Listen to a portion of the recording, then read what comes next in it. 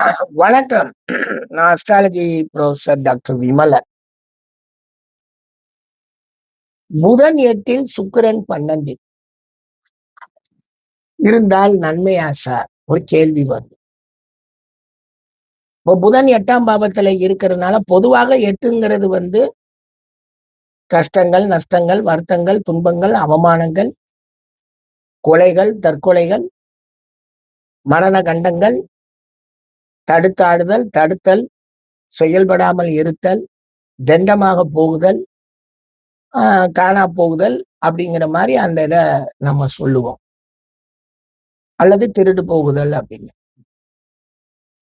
12ஆம் பாவத்தை என்ன சொல்லுவோம் அப்படின்னா, வீணா போகுதல், காணா போகுதல், இல்லாமல் போகுதல், வெட்டி விரயமாகுதல், ஓடி போகுதல், மறைந்திருத்தல், வெளிவர முடியாமல் சிக்கலாகுதல், அதிகப்படியான செலவினங்கள், பற்றாக்குறைகள், இதெல்லாம் சொல்றோம் 8, 12. ஆனா ஜோதிட சாத்திரம் ஒரு விளக்கம் கொடுக்குது. இந்த புதன் 8ஆம் பாவத்தில் இருக்குமானால் அவன் அந்த 8ஆம் பாவத்தினுடைய அந்த தீய செயல்களை பெரிதாக கருதி செய்ய மாட்டான், குறைத்துதான் செய்வான்றாங்க. இதை நாம கொஞ்சம் அனுபவத்துல பார்க்கணும்.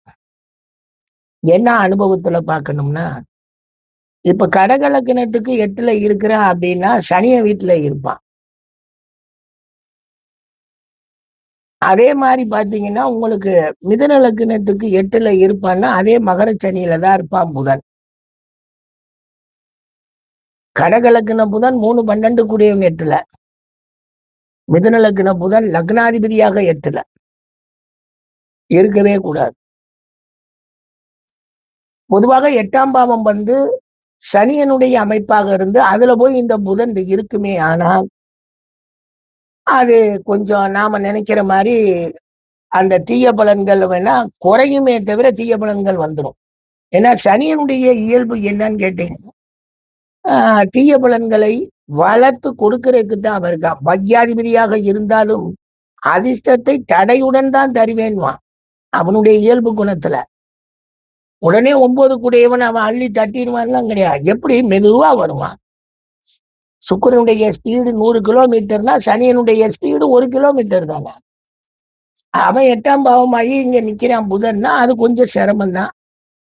அதே மாதிரி நவாம்சத்திலையும் சனியனுடைய நவாம்சம் பெறக்கூடாது, மகர கும்பம் பெறக்கூடாது.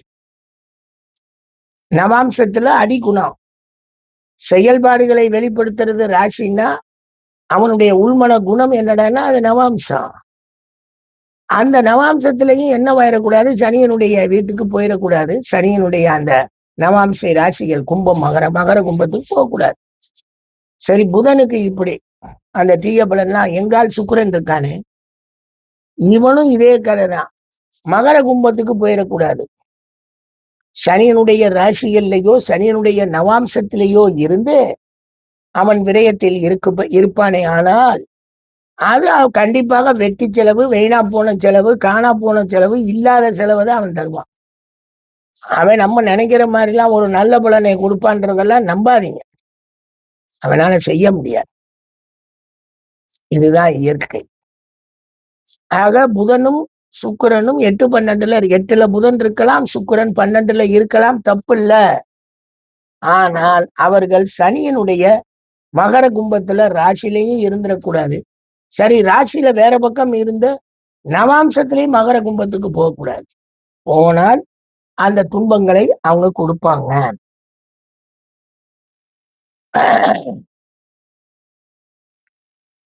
இந்த மாதிரி நம்ம பலன்களை எடுக்கும் போது கொஞ்சம் விதி விலக்குகளையும் தெரிஞ்சுக்கணும். விதி இருக்கு, விதி விலக்கு. அது ஏன் சார் 8ஆம் பாவத்துல புதனுக்கு நல்லதை தரும்ன்ற மாதிரி கொண்டு போறாங்க அப்படின்னா, இதை விட இன்னொன்னு உங்களுக்கு ஒண்ணு சொல்றேன்.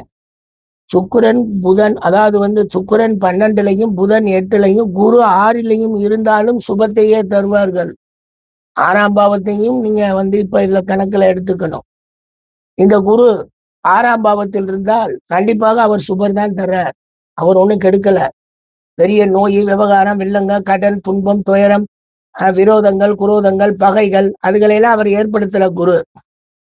குரு 6லயும் இருக்கலாம். ஆனா இந்த 3 குரு 6ல புதன் 8ல சுக்கிரன் 12ல இருக்கலாம், அது தோஷம் தருவதில்லை. அது மற்ற இடங்கள்ல இருக்கிறதுல ஓகே. சனியனுடைய மகர கும்பமாக அது வந்துடக்கூடாது. 6ஓ 8ஓ 12ஓ வந்து அதில் இந்த குரு புதன், இந்த குரு சுக்கிரன் இந்த குரு புதன் சுக்கிரன் நின்றக்கூடாது. மற்றபடி சுக்கிரன் வந்து 6 12ல இருந்தா தோஷம்தான். புதனும் உங்களுக்கு 6 8ல இருந்தா தோஷம் தான். சுக்கிரன் 6 8ல இருந்தா தோஷம், 12ல விதிவிலக்கு.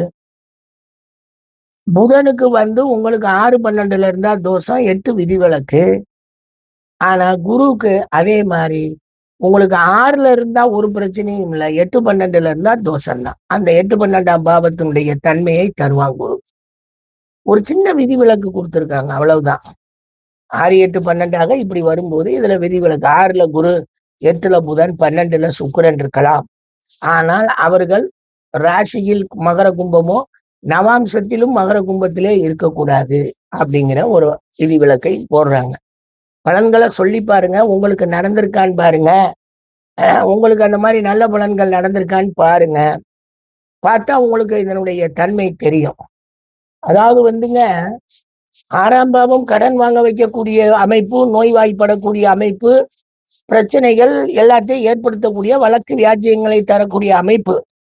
இப்ப நோய் 60 வயசுக்கு மேல வந்தா 6ஆம் பாவத்துல இருக்கா, எனக்கு நோய் வந்துட்டுன்னு சொன்னா அது போய் அதை ஏத்துக்க. நோய் வந்தாங்க உங்க 6ஆம் பாவத்துல இருக்க குரு அவன் திசையை நடத்தி சின்ன பிள்ளையிலே நோய் வருதுன்னா ஓகே, சரி அவன் கெடுக்கிறான்னு நம்ம சொல்லிக்கலாம். அதுக்காக அதெல்லாம் கடைசி அந்த காலதேச வர்த்தமானத்தை பார்க்கணும். ஒருவருக்கு வெட்டி செலவு வருது, சுக்கிரன் 12ல இருக்கான் அப்படின்னா எப்ப வெட்டி செலவு வருது? சம்பாதிக்கிற நேரத்துல வெட்டி செலவு வந்தா அவருக்கு சுக்கிரன் 12ல இருந்து கெடுபலன் தந்தான்னு சொல்லணும்.